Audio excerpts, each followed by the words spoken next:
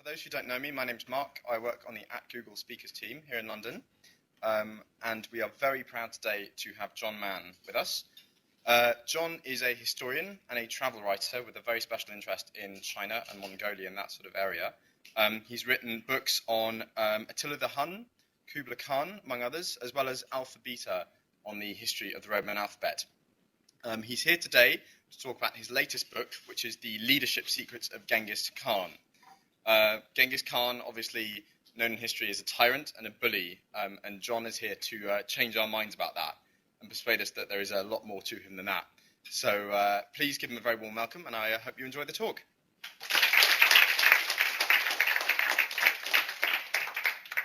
Thank you very much. I'm delighted to be here. I thought that, and to find that Google is real. I thought it existed only in cyberspace, but I'm glad to find real, living, charming, intelligent people. This is about Genghis as a leader. I have a ridiculous dream that one day I will be a film director and make a film about Genghis, which will begin like this: a tracking shot over Central Asian grasslands, north of China, south of Siberia, with forested mountains in the distance. As the titles roll, my camera zooms forward over the grasslands to a single mountain. A caption appears: Burkhan Khaldun, the sacred mountain of the Mongols, northern Mongolia, 1181. That's the mountain as it is today. It must have looked much the same 800 years ago. We zoom into the forest to a close-up of a man hiding among the fir trees. He's dressed in a wraparound coat and leather boots. Now we see his face. Let's see if we can call him up. Oh, where's he? I got it. Yep, wrong one.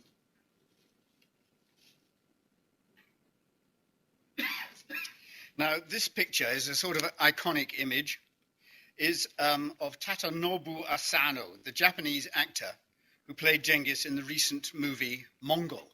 Has anybody here seen Mongol? Yeah, a few. He holds a bow and arrow at the ready. A horse stands silently beside him. In the distance, we hear voices, his pursuers. Subtitles tell. There are shouts in the distance. We hear his pursuers. There are subtitles which tell us what they're shouting. He must have gone this way. No, here. Oh, leave him. He'll die up here anyway. Well, of course, he doesn't die up there, because this is the future Genghis, an outcast from his tribe, a nobody, threatened by death in a place unknown to the world at large. Yet this nobody would, over the next 25 years, unite Mongolia's warring tribes and found a nation that endures to this day. By the time of his death in 1227, he would create the greatest land empire to date, a domain stretching from the Pacific across northern China, Mongolia, Central Asia, and half the world of Islam. And there was more to come. After a pause, his immediate heirs seized all North China and reopened the way westward, taking southern Russia, devastating Eastern Europe in 1242 and scaring the pants off the rest of us, conquering Baghdad, reaching the Mediterranean in 1260, where the empire finally juddered to a halt in the west. Then came another huge advance in the east. Genghis's grandson Kublai took over the empire and took it to its fullest extent, becoming the first barbarian to conquer all China. By 1290, this vast estate was 1/5 of the world's inhabited lands. There's been nothing like it before, there's been nothing like it since. That's why Genghis is so infamous, if you happen to be on the side of the victims, and so famous if you happen to be on his side. I didn't know this when I started, but there seems to be a worldwide passion for him. Over the last 5 years, there have been 2 BBC docudramas about him and the major feature film, Mongol, by the Russian director Sergei Bodrov, which was on general release last year after it was nominated for an Oscar. Not popular in Mongolia, I have to say, because Bodrov used a Japanese as Genghis and a Chinese as his sidekick. But it was all shot in Mongol, which was no mean achievement for the two leads. I've just been sent the script for another film written by John Milius, who wrote Apocalypse Now. He says he's loved the subject for years and is determined to make it into a major Hollywood feature. I told him he should call it Apocalypse Then. And those are just the ones I know about, because I've been involved as advisor. Not the director's taken any notice. Genghis it is not, I'm afraid. Genghis is the way the Mongols pronounce it. Genghis is okay. I tried to get the BBC to change it, but no, they went the tabloid route and said everybody says Genghis, so we're going to say Genghis. Lost battle. And in Mongolia, of course, he's both king and demigod. For 70 years under communism, when Mongolia was under Russian domination, he was officially very much non grata, because the Mongols dominated Russia for 2 centuries. When communism collapsed, the dam broke. Now he's everywhere. Half an hour outside the capital, Ulaanbaatar,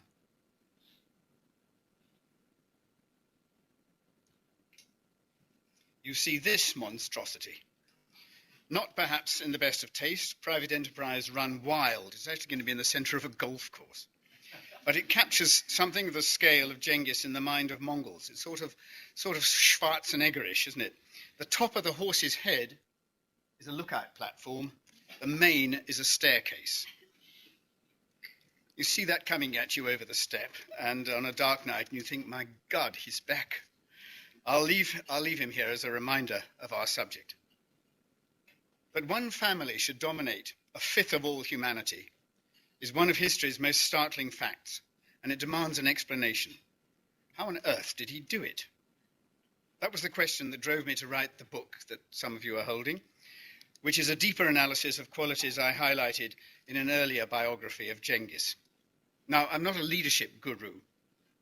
All I can do is point out some factors. If these are messages for modern leaders, for you perhaps, you'll have to come to your own conclusions. You have to do your own work. There have been many explanations. Mongolia's supreme horse archers, for example, or climate change that somehow forced their explosion from the Central Asian grasslands. But there have been horse archers for 1,000 years, and there's no evidence of ecological change. To find the cause, we must look more closely at Genghis. Leadership is the key. Given the starting point, a young outcast fleeing for his life on a remote mountain, and given what was achieved, I contend that Genghis can lay claim to be the greatest leader in history. Okay, it's controversial. It depends on what you mean by greatness, but perhaps we can talk about that afterwards. You might say that since the achievement was unique, so was the man, that he therefore shares nothing with other leaders, certainly nothing with today's corporate and political leaders. Wasn't he responsible for destruction and murder on an epic scale? Yes, he was. The Mongol conquest of the Middle East was one of the greatest traumas visited on Islam, with the destruction of dozens of cities and the death of perhaps 2 million in a population which was then about 5 million. It was worse in North China. These were catastrophes on a scale unrivaled until modern times. So there's no denying the negative qualities of his leadership. 2 quick things about this ruthlessness. First, he did what countless other leaders would have done if they could. What marked Genghis was the degree of his success, which takes us back to leadership. Secondly, there was a lot more to him than an ability to release mayhem. What interests me is his positive qualities, which can be identified because many of them match, in vastly inflated form, the qualities seen as crucial for top leaders today in industry, government, and the armed forces. These qualities have been identified in many studies and popularized by Daniel Goleman in his book Primal Leadership. There are countless books on the subject, but Goleman's was my main source. Goleman is best known for his work on what he calls emotional intelligence, the skills that enable you to recognize, control, and direct your own emotions. This is the starting point of good leadership. Goleman identifies 18 competencies, as he calls them, things like self-knowledge, self-control, self-criticism, optimism, an ability to foster the idea of service. Effective leaders, says Goldman, may tick 6 of the 18 boxes. Genghis ticks 15 of them, and that makes him a leadership genius. It's extraordinary how well many decisions made by Genghis can be understood in terms suggested by modern leadership theory. Matching the two, historical fact, modern theory, offers insights that run both ways. They explain how he did what he did, and they show modern would-be leaders how some crucial leadership traits worked out in the real world. And a few, like an ability to see one's own weaknesses perhaps, could well act as lessons for any leader today. Let's return now to young Genghis, Temujin, as he was originally called, fleeing enemies in a mountain forest. He was the eldest son of a warlord, one of several in a bunch of feuding tribes, but his father had been murdered by a neighbouring tribe and his family rejected by his own group. His mother, raising 6 children, 2 of whom were by her husband's junior wife, had been reduced to grubbing for roots to survive. The family had been literally down and out. Yet Temujin, as the eldest son of a tribal ruler, was a potential threat and often in danger. As a boy, he had several narrow escapes. I believe that this high level of insecurity injected into him the first prime element of leadership, ambition. He knew what it was like to be without support, a team, a tribe. His drive, his need, his ambition was to rebuild security and build it in such a way that it would never, ever be shaken again. The problem with ambition is that it needs direction, and that's harder to find. What exactly do you want to achieve? To qualify for this sort of leadership, he had to be ambitious to achieve something beyond what everyone else was trying to achieve, and mostly failing. What he needs up there on the mountain is a vision. Look what happens next. He sleeps rough for 3 days and nights beneath the willow bushes that cover the mountain's lower slopes. On the morning of the 4th day, he emerges and is overcome by gratitude for his survival. At least, that's how he presented the experience in later life, because we have the words of the incident as recorded in the Mongols' foundation epic, The Secret History of the Mongols, which is mainly the story of his rise, full of anecdotes that almost certainly had the stamp of his approval. The Secret History has him saying, "On sacred Khaldoon I was a louse, but I escaped and my life was spared." This mountain, where the Mongols feel close to their god, the blue sky, had protected him. Facing the sun, he drapes his belt around his neck, removes his hat in reverence, beats his chest, makes a ritual 9-fold obeisance, and vows to honour the mountain every day in his prayers. It's now that young Genghis recognises why he has been spared. Heaven has marked him out for leadership, not simply of his tribe, not simply of all Mongolia's nomad tribes, but of the world. This is the vision that from now on infuses his life and inspires his heirs. It's there in the Secret History. Together heaven and earth have agreed the whole earth is prepared for you. One of his grandsons, on his way into Eastern Europe, wrote to the Pope in 1247, "By the power of God, all lands from the rising of the sun to its setting have been made subject to us." It's an extraordinary idea, quite batty, as we know by hindsight. But then he had no idea of the size of the world, and success, defined first by mere survival, then by local conquest, then national unity, then international conquest, seemed to prove its truth. God really was on his side. There's one other element in Genghis's personal makeup that was crucial to his success. Leaders are emotional people, driven by their feelings. Yet, as Goldman and others have pointed out, true leaders have the paradoxical ability to both recognize and control their emotions. That's emotional intelligence. Genghis was often moved to tears or anger, but never made decisions based purely on those emotions. Even in extreme circumstances, he allowed others their say. Once, an uncle defected to another tribe, and he angrily ordered his death. 2 brothers in arms and an adopted brother remonstrated. To kill an uncle is to extinguish one of your own. He's the only reminder of your father. Give him another chance. And on, until Genghis broke down in tears and said, "Let it be," and fell silent. Ambition, an inspiring vision, make the emotional starting point. But realizing the vision is quite another thing. He had the tools for the job, which had always been available, namely the peculiarly effective nature of the nomadic lifestyle, with its infinite number of horses, self-sufficiency, and extremely powerful bows. What he lacked was the political unity of warring tribes. To achieve that, he brought to bear that magical combination of vision, emotional intelligence, and management skills. His first task was to build enduring working relationships, a network of colleagues, if you like. Without colleagues, there can be no business. Without alliances, no empire. Genghis saw early the need to forge bonds of friendship and commitment. Partly this was because he had them all snatched away from him in childhood, but partly also because he had himself destroyed a crucial family bond and learned in no uncertain terms the significance of what he'd done. What happened was this. The family, as I said, was down and out. They were hungry. Genghis and his half-brother, Bekta, both in their early teens, argued over the possession of two items of prey, a bird and a fish. Probably this was merely a pretext. Perhaps the real dispute would have been over family and clan leadership. In any event, Genghis shot and killed his half-brother.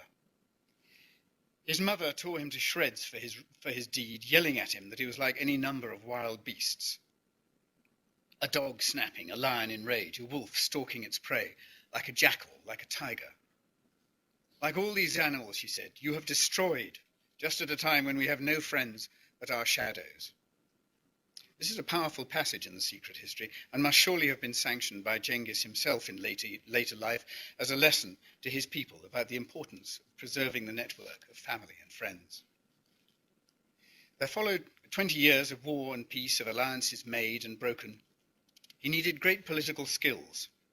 A leader had to see what alliances are necessary for security and know when to move and when to trust and when to discard. Among pastoral nomads, allegiance is a hard one and easily lost. Mongols are highly independent-minded people, and a chief who didn't measure up would see his followers disappear in clouds of dust and pounding hooves. I once talked to a businessman in Mongolia, and he said, yes, trying to get the Mongols to cooperate is like wrestling reindeer antlers into a sack.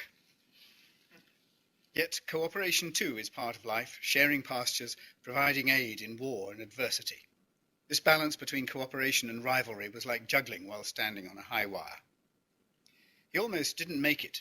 There was a time when his leadership qualities were tested to their limits, a moment when Genghis was defeated and down to his last few followers, sheltering by a lake called Baljuna in eastern Mongolia.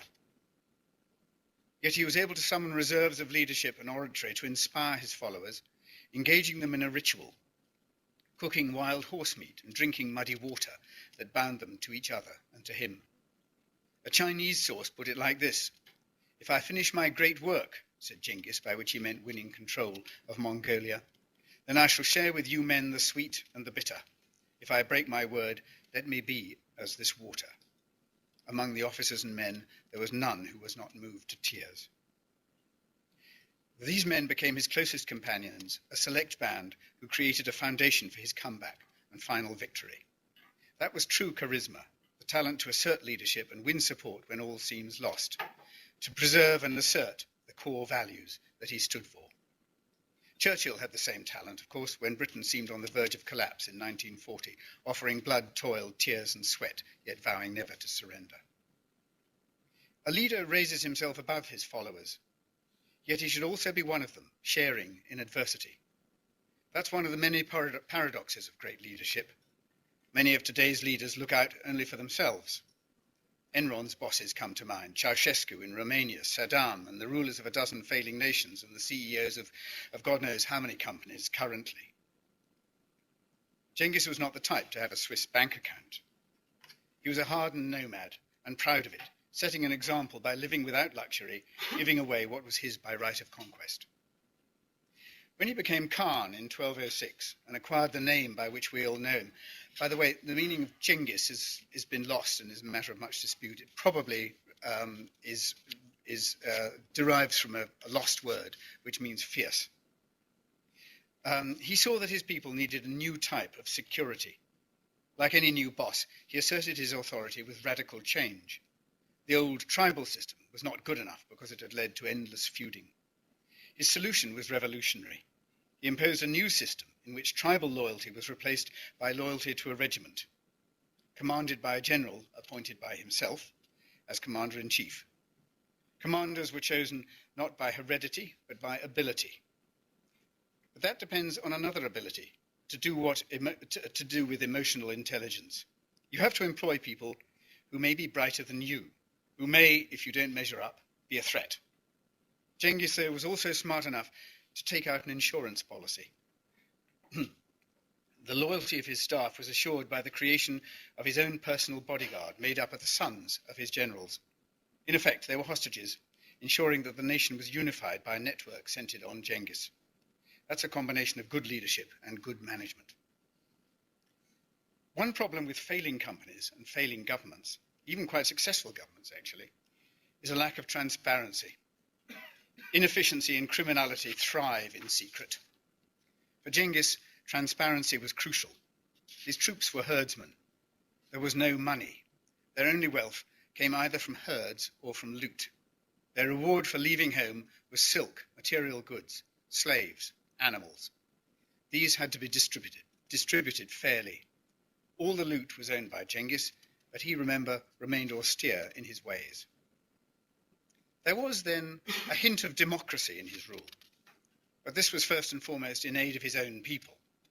To others, he was willing to be utterly ruthless. Remember his vision that the world had been given to the Mongols. Their heaven-ordained task was to have other people, all other peoples, acknowledge this astonishing fact. If they did, well and good. If they did not, if they resisted, woe betide them. Campaigning against Islam, Genghis often commanded the extermination of cities that resisted him. One notorious example was the city of Merv, today's Mari in Turkmenistan, where one Persian historian recorded the murder of over 1 million people. 1.3 million, actually, in what was probably the fastest mass extermination in history. Was this an equivalent of racist genocide? I don't think so. The ruthlessness was dictated by strategy. Mass murder is a messy business and disrupts economies. It also tends to antagonize people. Much better if the city simply surrendered, an outcome that was far more likely if it knew the alternative. So herbicide, as I call it, was an extremely brutal way to send a message down the line: surrender and live. A vision of world rule and supreme ruthlessness combined with a most surprising trait: tolerance. He knew he'd been divinely selected for world rule, but why this should be so remained to him a mystery.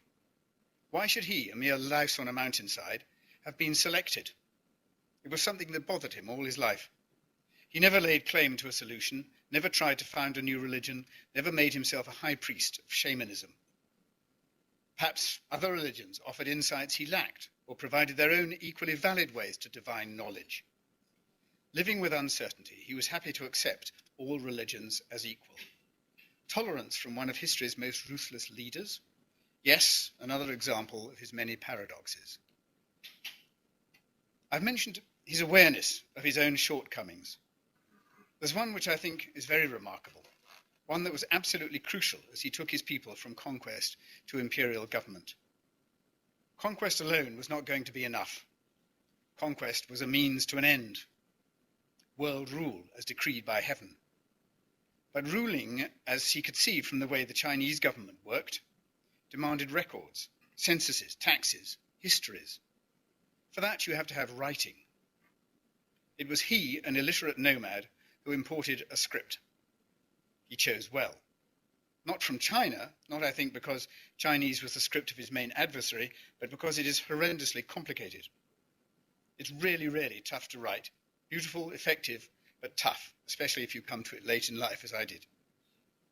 What he needed was an alphabetical script, and it so happened there was one to hand, as written by the Uyghur people who live in Xinjiang, Western China, newly conquered by Genghis. It worked a treat, and it's still in use in Inner Mongolia, a tribute to one of Genghis's most enduring insights. To run an empire demanded government. Government demanded a script demanded people who could write with experience of administration. These, most emphatically, were not skills the Mongols had. Genghis ordered his princes to learn to write, but he had to look further afield for administrators. Once again, we return to his talent for tolerance, which now turned into a talent for selection. He employed talent wherever he could find it. Once a tribe or people, Chinese, Turkish, Persian, had accepted his overlordship, he was happy to employ them as scribes, tax gatherers, and legal experts. There were many Muslims in his service. His most influential choice was a towering Chinese, over 6.5 feet tall. His name was Yelu Chucai, and he's honored today by a statue in Beijing's Summer Palace. It was a happy choice. After Genghis's death, a dispute broke out about how to administer North China. Some reactionary idiots suggested killing all those useless, mud-bound peasants and turning their lands over to pasture, which was, for traditionalist Mongols, the only true way of life. It was Chucai who said to Genghis's son and heir, "Hold on a moment. Farmers make profits, and profits can be taxed, and taxes create wealth, and isn't that what you people really want?" He won the day, and can thus lay claim to have been a major force in the switch from conquest to long-term government in China, all thanks to Genghis. If you ask me what his most outstanding feature is, I would say an ability to integrate all of them. Anyone involved in management pretty soon discovers the Peter principle, the great truth enunciated by Lawrence Peter, that people get promoted as long as they are competent and stop being promoted when they become incompetent. Therefore, I quote, "In time, every post tends to be occupied by an employee who is incompetent." Of course, the saving phrase in that quote is "in time," because in the real world, things seldom stand still long enough for total incompetence to take hold. On the other hand, looking at current problems, you do wonder. Anyway, the thing about Genghis was that he rose from family man to clan leader to national founder to imperialist, in good times and highly stressed ones, playing roles as father, warlord, reformer, commander, strategist, sage, politician, and CEO, without ever hitting a role at which he proved incompetent. He was self-critical, flexible, generous, austere, as well as utterly ruthless, which, if such a quality can ever be excused, can be seen as dedication to the task in hand. A quite extraordinary combination of charisma and lack of ego. And it's ego that turns so many leaders into bad ones. So how did it all go wrong? Let's leap forward a few decades to Genghis's grandson, Kublai Khan, the one who claimed Khanship in 1260 and who, in Coleridge's poem, built a stately pleasure dome in Xanadu. By then, the family shared out much of Eurasia, from North China to Syria, well on the way, surely, to world conquest. This was the vision Kublai had inherited from his grandfather. Southern China remained unconquered. It was up to Kublai to conquer it. This was no pushover. Southern China was an independent empire called Song, which had never been taken by non-Chinese. There were 60 million of them, against 40 million in North China and about 1 million Mongols only. That's 1% of the population they're up against. Song China was the richest nation on earth, with dozens of major cities, armies of 100,000 plus, and ships in the thousands. It took 20 years, but in 1279 all Song fell, and Kublai, now both Mongol Emperor and Chinese Emperor, became the most powerful man who ever lived, at least until the emergence of modern superpowers. With two stupendous capitals, Xanadu, the summer palace made famous by Coleridge, and Beijing. He gave banquets, sit-down banquets for 6,000, and held huge hunts which employed thousands and took many weeks. This was utterly at odds with his grandfather's austerity, but very much in line with his new role as Chinese emperor, and it was part of the Mongols' undoing. Wealth and power was not enough. An inspiring vision, world conquest, turned out to be insane once the true nature of the world was revealed. It took several defeats to stop Kublai: Japan twice, Vietnam, Java. Japan was a logistical nightmare that ended in catastrophe in 1281, when a fleet of 5,000 ships, 5,000, nothing like that ever happened in history until the invasion of Europe in 1944. 5,000 ships were destroyed by a typhoon, the original kamikaze, the divine wind, which Japan's World War II suicide pilots were named after. Kublai died in 1295, a bloated old man out of touch with his huge creation. None of his successors matched his earlier abilities, let alone the skills of his grandfather. The Mongols remained a hated regime and mired in corruption and economic collapse. They were driven out of China in 1378. Let me leave you with a sobering thought, that China today owes its shape, its geographical self-image, including Yunnan and Tibet and Xinjiang, but excluding Japan and Southeast Asia, to a vision of world domination that came to a 22-year-old on a remote mountainside, a young man who just happened to have talents that would make him one of the greatest leaders, I think actually the greatest, the world has ever seen. Thank you very much.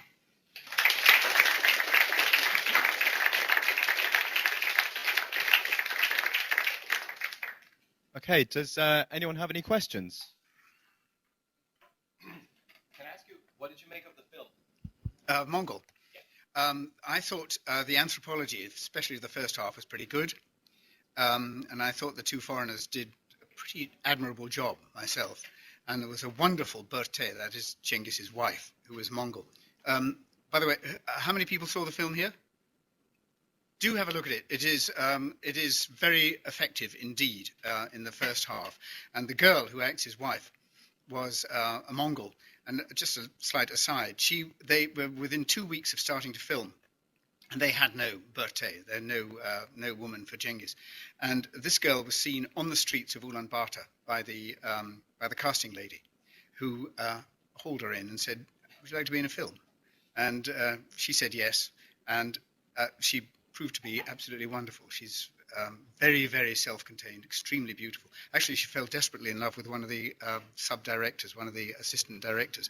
And there was quite a problem on set when she had the love scenes with Genghis, because this guy was extremely jealous. And afterwards, they ran off to Kazakhstan, where they're happily married. But halfway through the film, it goes historically wild. He wanted Genghis captured, and he has him captured by another empire that was in existence in China, as if it was China.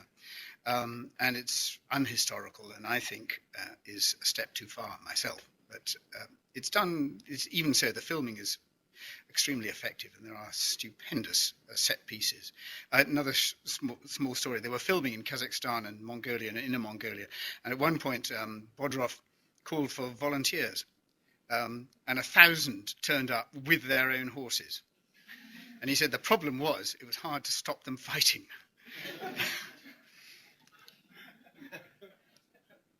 Yes. I guess you must have done a lot of research, obviously, looking at the leadership qualities of Mr. Khan. Mr. Khan. I guess in terms of modern leaders, is there anyone that comes to mind that's kind of similar to some of the qualities that you pointed out about Genghis? Well, no, I think he's very much of his time. You're not going to get anything like that. Well, the last 100 years? 50 Sorry? years? I'll give you the last 50 to 100 years and have modern. Well, I suppose somebody who was as insanely driven to empire would have been Hitler. That was a comparison that's sometimes made.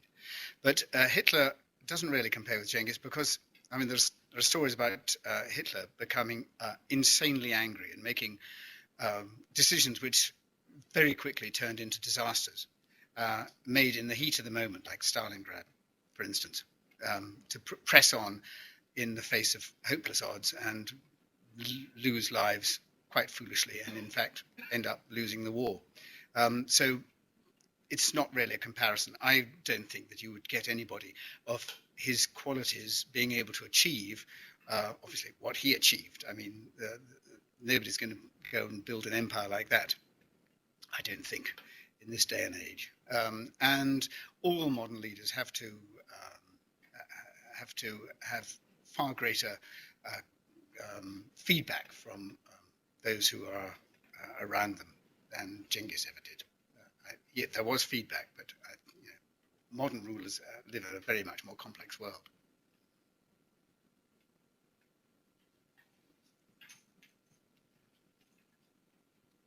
So there's the secret history of the Mongols as a reasonably contemporary source. Are there other sources of that time, or? or relying on his propaganda? You're relying a good deal on his propaganda because it contains all sorts of lessons to do with leadership for the Mongols. But there were two other major sources. One was Chinese, because the Chinese kept a record of their dynasties, and Kublai Khan created a new dynasty in China, the Yuan, which, rather interestingly, as far as the Chinese are concerned, makes Genghis Khan Chinese, not Mongol. And it makes also Mongolia really part of China, as Tibet is. And so there could be interesting political dimensions to that in the future. So the Chinese sources are there as some sort of a feedback, but they were recorded later and are very formal. Rather less formal are the Islamic sources, but of course they're written from the point of view of the victims, but also the historians who wrote the Muslim histories were also at the time employed by Mongols. So they provide great insights, which the secret history does not. The three together combine to make pretty good sources.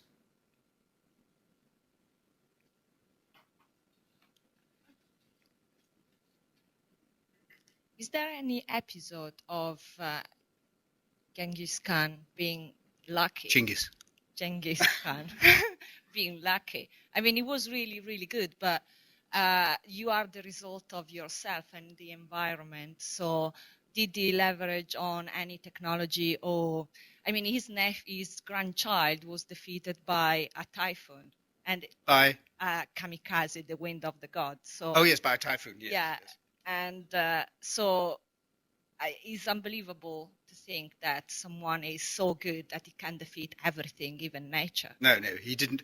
There were, I mean, I'm sure there were many random events in his childhood which ensured his survival. And he was wounded twice by arrows, at least twice by arrows, and had to stop campaigning on one or two occasions.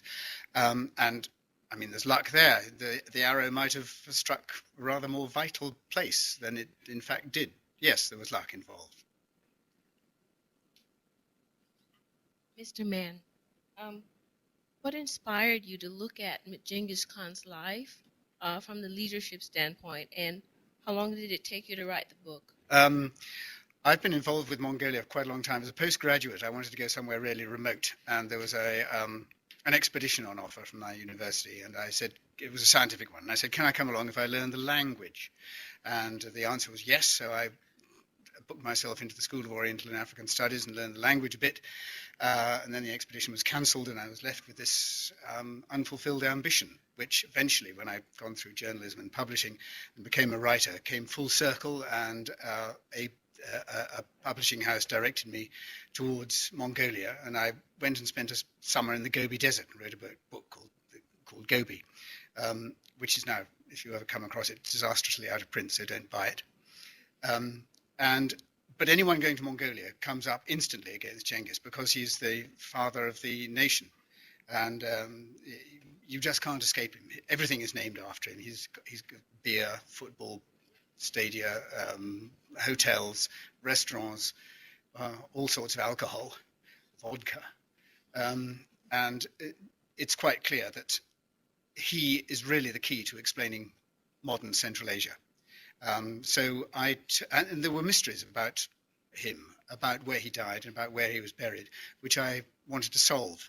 So I went off to the places where it seemed that he had died, discovered some folklore there, which was very interesting, climbed that mountain on which he was supposedly buried, and wrote a book called Genghis Khan, Life, Death and Resurrection, in which I did a sort of a brief little analysis of his leadership.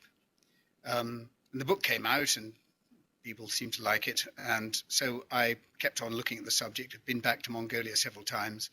I've talked about it. I've written other books to do with Central Asia, and eventually realized that actually modern leadership theory had progressed to such a state, such a condition that it'd be possible to apply modern leadership theory to Genghis, and nobody ever had. In fact, nobody's really applied modern leadership theory to historical leaders very much at all. And it seemed to me a very interesting field to go into, and that's why I came to it. And so when you say how long did it take to write the book, well, I don't know, either a year or a lifetime.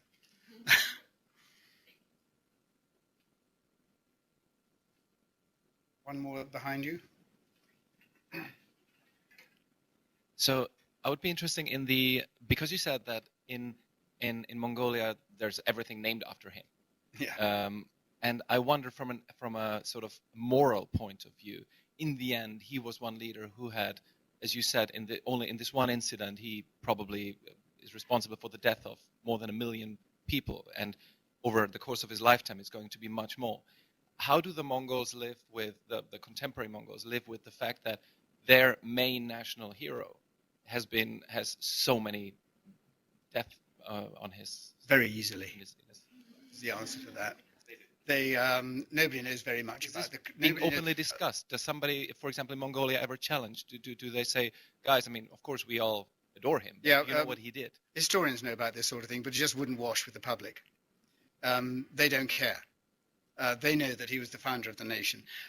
Partly this is because in the secret history is not interested in the campaigns at all. It's interested in the psychological dimensions and the choice of material which go to explain his character. It's frankly terribly unhistorical when it just says he went out and conquered the Muslim people. He went south and conquered the Chinese. And there's very little meaningful detail in any of that. Probably because there was no time for those campaigns to enter the bardic community. Nobody was telling stories about the campaigns. Of course, there was no time to make up the stories, to have them selected by Genghis, to turn them into poetry, which is what was happening when the secret history was written. To explain his childhood and his rise. It's his rise that was the complete mystery which had to be explained, and so that's what it focuses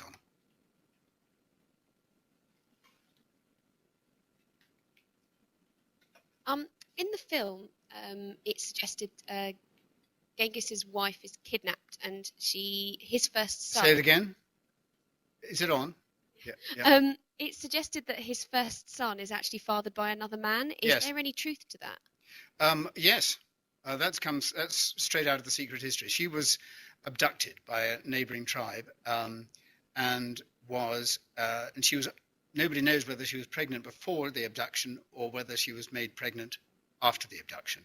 And Genghis acknowledged this child as his son, and it was only much later, when there was a leadership dispute, that people started throwing the fact that he was what they called a merkit bastard at this chap, who in the end broke with his father and died early. And the rumor is that his assassination was actually ordered by Genghis. However, nobody knows the truth. What was it you think that stopped the Mongol Empire from becoming like one of the great empires, like the Romans, who had an empire that lasted many centuries, whereas the Mongols seem to, from what you say, they died off. It was very short. Yeah. Well, what the two shared was terrific communication system. What they didn't share was the fact that the Mongol Empire was 4 times the size. Twice the size of Rome, 4 times the size of Alexander's. And it was multicultural, and it was too big and too varied to hold together, so that those who were ruling in Islam became Islamic. Those ruling in southern Russia became the Golden Horde, established their own empire, and refused in the end to acknowledge.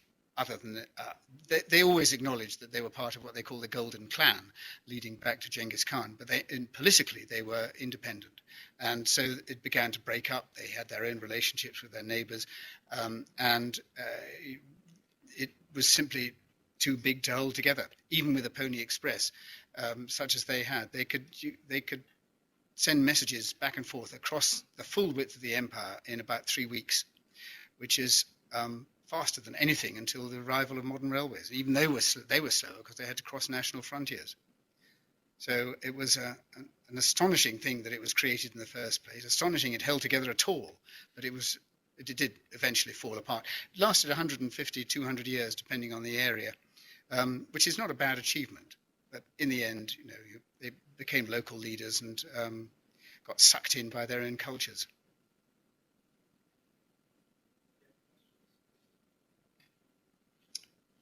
Well, thank you very much indeed.